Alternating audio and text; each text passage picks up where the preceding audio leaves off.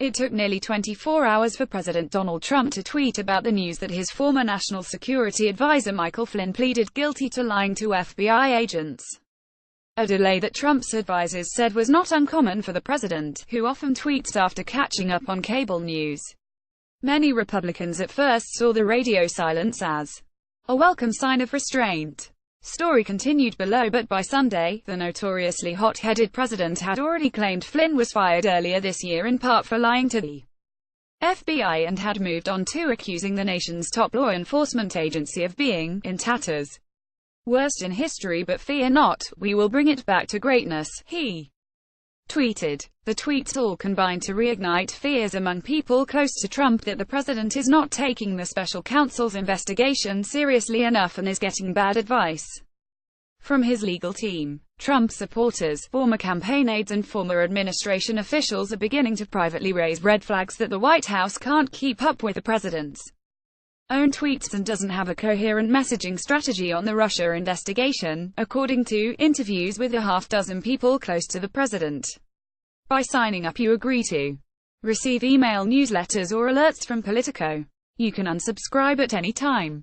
The people close to the president stress that they are not worried that special counsel Robert Mueller will ensnare the president to find evidence of collusion. But they nonetheless fear that the near-daily revelations about the investigation will overtake Trump's presidency.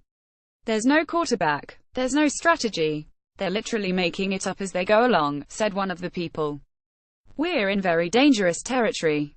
A White House spokeswoman did not respond to a request for comment. In New York this weekend, where the president headlined 3 fundraisers, Trump's tweets were a frequent topic of conversation, with some donors privately raising concerns that the investigation could shift attention from tax reform, according to donors close to the administration. As a Trump supporter, I think that the president tweeting about Mueller's investigation absolutely distracts his administration and the public from the mission at hand, which is to get tax reform done before the end of the year, said Houston-based energy executive Dan Eberhardt, a Republican donor. His tweeting certainly shows he isn't listening to the advice of counsel, which must be telling him to say nothing publicly or privately. Senior White House officials, taking their cues from Chief of Staff John Kelly, insist that they can't, and won't, control what the president does on social media. Asked last week what he does when Trump unleashes provocative tweets, one senior White House official said simply, ignore them. Another senior administration official said efforts to exert control over Trump's tweeting were a lost cause, adding that aides have also had little success limiting the president's TV watching habit. TV is what it is, the official said. Trump's anger with the Russia investigation is nothing new. He has called it a witch hunt, and he insisted as far back as last year that there was no collusion between his team and Moscow. But Trump's allies are warning in public and in private that he shouldn't underestimate the impact of the investigation. Newsmax CEO Chris Ruddy, a Trump friend who speaks to him frequently, said Sunday on ABC News that the Mueller investigation poses an existential threat to the Trump presidency. He thinks there's nothing to it, and says that collusion never took place. Ruddy, who said he hadn't spoken to Trump this weekend, said in an email to Politico, I think he's 100% right, there was no collusion.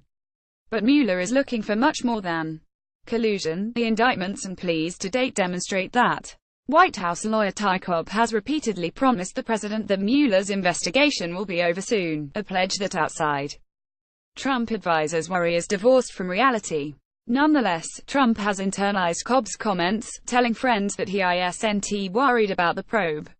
Over the past week, the president made a round of calls to friends and outside advisors in which he insisted that the probe will wrap up quickly. 2 people familiar with the conversations said Trump's friends and allies have cautioned the president against attacking Flynn and Mueller directly, instead encouraging him to focus on Hillary Clinton. Recent erroneous reporting from ABC News' Brian Ross and the news that an FBI officer working with Mueller was removed after sending anti-Trump text messages. Indeed, the tone of the president's tweets shifted over the course of the weekend, from responding to the Flynn developments to raging about Clinton, ABC and the FBI. Ross was suspended after incorrectly reporting that Flynn would testify that then-candidate Trump directed him to make contact with The Russians, people who lost money when the stock market went down 350 points based on the false and dishonest reporting of Brian Rossiter's ABC News, he has been suspended, should consider hiring a lawyer and suing ABC for the damages this bad reporting has caused many millions of dollars. Trump tweeted on Sunday. The same day, he shared angry commentary about the FBI's disciplining of the agent assigned to the Russia probe who had sent the anti-Trump texts and who previously worked on the Clinton email investigation. Report.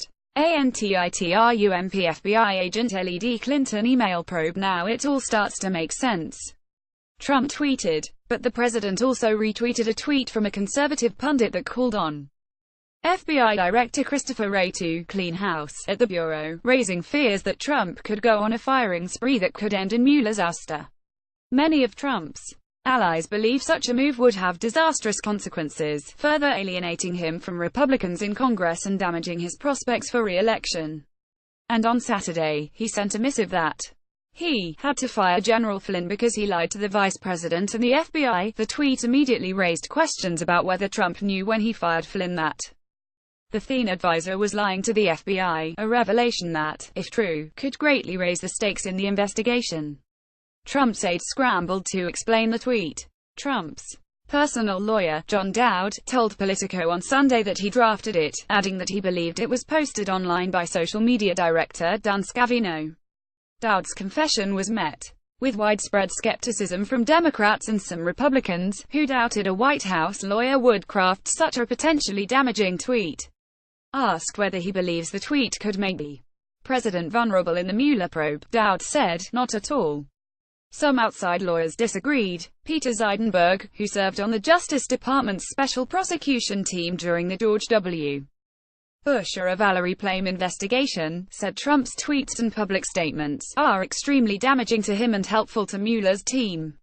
The toughest thing in bringing an obstruction case is proving the state of mind of the defendant, Zeidenberg said. Trump is making their job easy. Darren Samuelson contributed to this report.